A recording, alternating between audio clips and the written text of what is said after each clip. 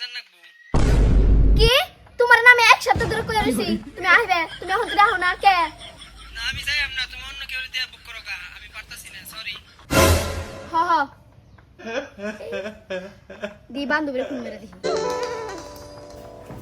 Hello লতিকা,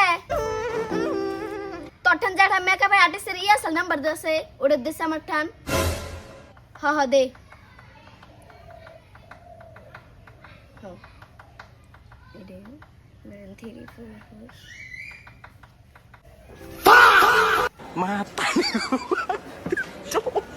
hello yes, আইজুলি artist. আইজুলি makeup artist.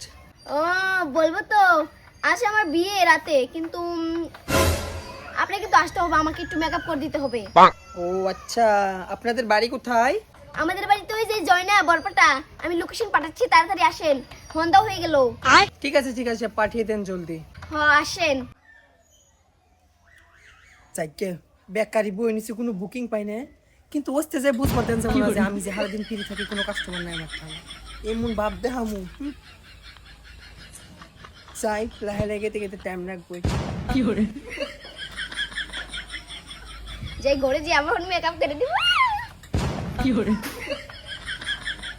A few moments later. এটাই বোন সেই বাড়িটা। টুনি টুনি কে রাখো? কে বুক করেছিল মনে নাই?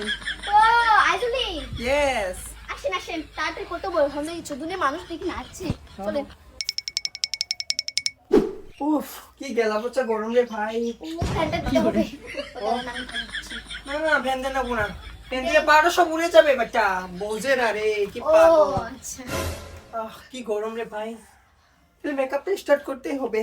এখনই ইয়েস, দেরি করবে নাকি? ওকে এখানে বসবেন না, চেয়ার দেবো। ওয়েট। চেয়ার আনছি, হ্যাঁ এখানে বসো। ভালো করে কিন্তু করে দিবেন। ঠিক আছে আমি জানি, আমার জামাই দেখে জানি পাগল হয়ে যায়। ঠিক আছে।